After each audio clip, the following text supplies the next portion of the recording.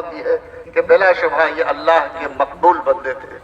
حاضرین کرام، کل 11:20 پر میری بات محترم مولانا سہیل احمد ندوی رحمۃ اللہ علیہ سے ہوئی۔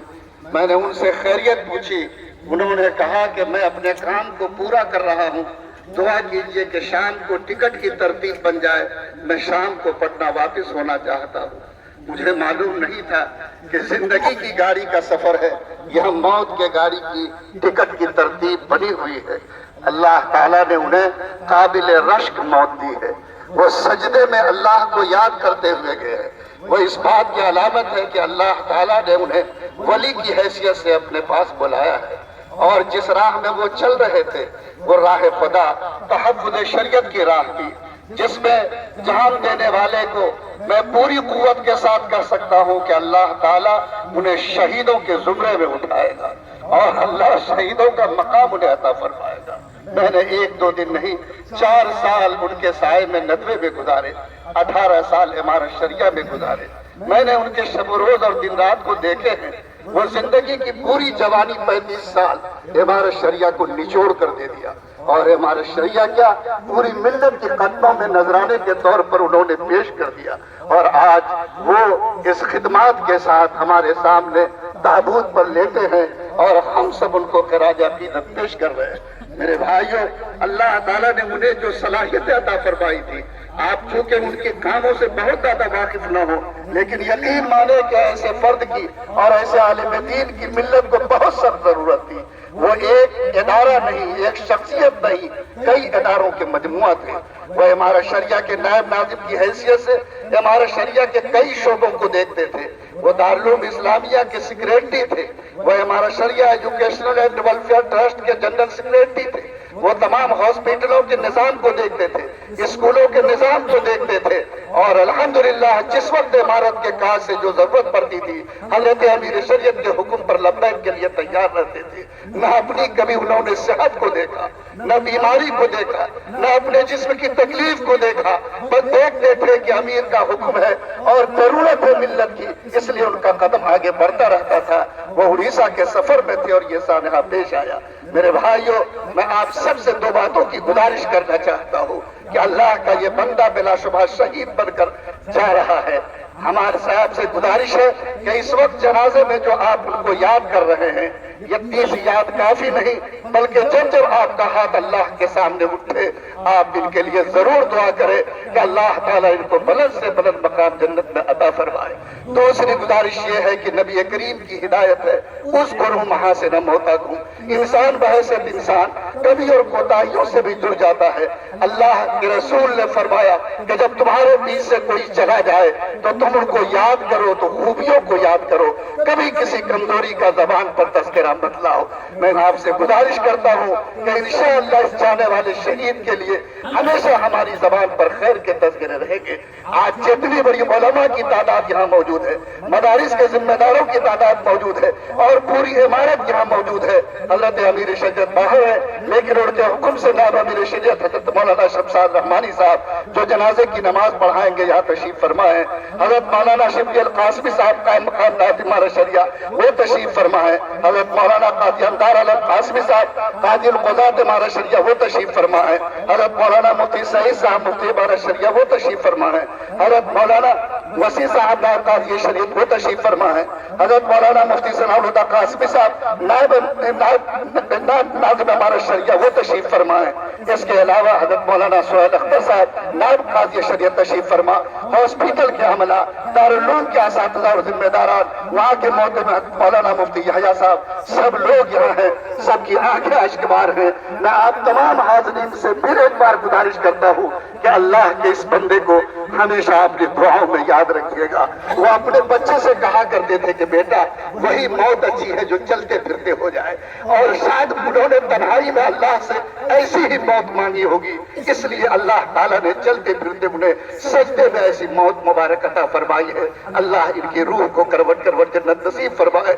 جن کو وہ چھوڑ کر جا رہے ہیں اللہ ان کے سر پر ہمیشہ شفقت کا سایہ قائم رکھے، اور تمام متعلقین کو صبر جمیل عطا فرمائے۔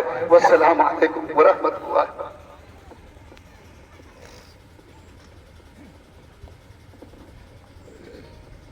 بسم اللہ الرحمن الرحیم وبہ نستعین اما بعد۔ ابھی آپ حضرات نے مرحوم کے تعلق سے تفصیل سے حضرت مولانا مفتی سہراب صاحب ندوی نائب ناظم امارت شریعہ سے بات سنی۔ اب آپ حضرات صف میں کھڑے ہیں، صفیں اپنی اپنی درست بھی کر لیں، نماز ہوگی۔ نماز سے قبل ایک دو باتیں میں ضروری عرض کرنا چاہتا ہوں۔ سب سے پہلی بات یہ ہے کہ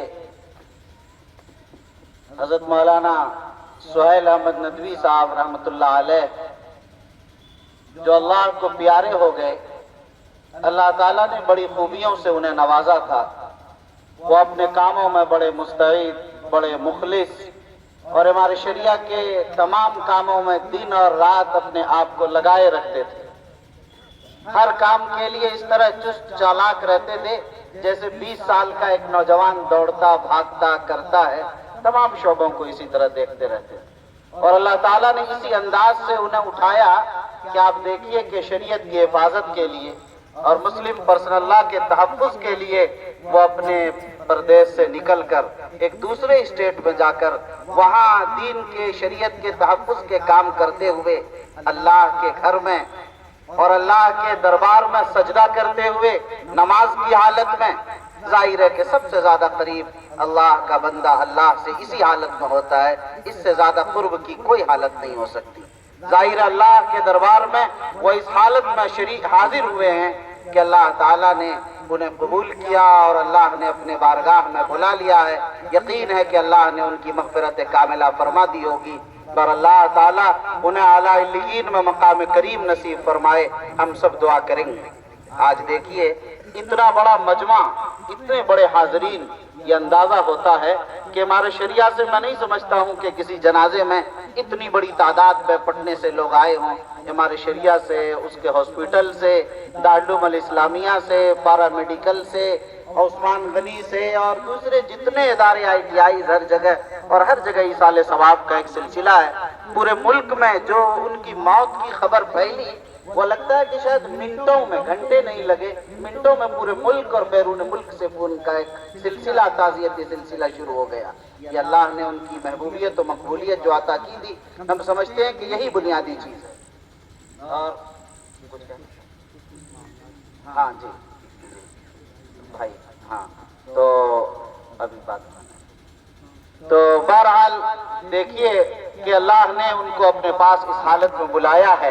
اس لیے میں آپ حضرات سے عرض کروں گا کہ ظاہر ہے جب دنیا میں آدمی رہتا ہے کوئی نہ کوئی بات ہوتی ہے ایک دوسرے سے، آپ یہ یقین مانیے ہر آدمی ایک دوسرے کو معاف کرنا اللہ اسی کو پسند کرتا ہے۔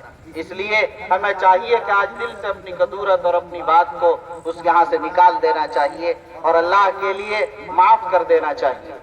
یہاں جس وقت ہی ان کے انتقال کی خبر پہنچی ہے، ہمارے شریعہ میں ایک غم کی لہر دوڑ گئی، سارے ادارے بند کر دیے گئے، ہر جگہ چھٹی کر دی گئی، اور حضرت امیر شریعت دامت برکاتہ العالیہ وہاں سے مسلسل ہدایت دیتے رہے۔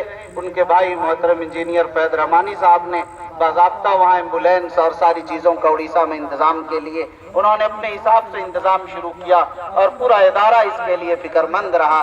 اور آج یہاں ہم اور آپ کو دیکھ رہے ہیں، اس مجمع کو دیکھ کر مجھے لگ رہا ہے کہ اللہ نے انہیں معاف کر دیا۔ حدیث میں آتا ہے کہ جب 40 آدمی اخلاص کے ساتھ نماز جنازہ میں شریک ہو، اللہ اس کی مغفرت فرما دیتے ہیں۔ یہاں ہزاروں کا مجمع، ٹھاٹے مارتا ہوا انسانوں کا سمندر، واقعتاً یہ ان کی مغفرت کاملہ کی علامت ہے۔ جی تو ماشاءاللہ یہاں بہت دور دراز سے لوگ آئے ہوئے ہیں۔ ظاہر ہے ہم سب کا بہت شکر گزار ہیں کہ آپ حضرات تشریف لائے۔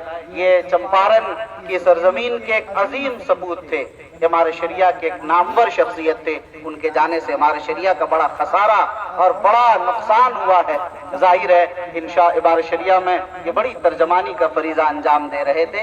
انشاءاللہ ثم انشاءاللہ آپ حضرات سے جو تعلق اور محبت ہے ہمارے شریعہ کا چمپارن کی سرزمین سے، وہ باقی رہے گا اور اس رشتے میں مزید استحکام پیدا ہوگا انشاءاللہ العزیز۔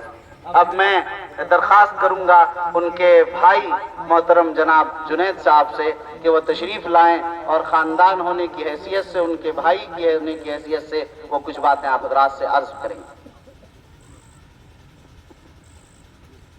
السلام علیکم۔ سر میں کچھ آپ نے اتنا ڈیٹیل تفصیلی بتا دی، اب تو کچھ باقی نہیں رہا کیونکہ لوگ دور دراز سے بھی آئے ہوئے ہیں، وقت بھی مقرر ہے، تو ہم لوگ کیوں نہ پھر شروع کریں جنازے کو۔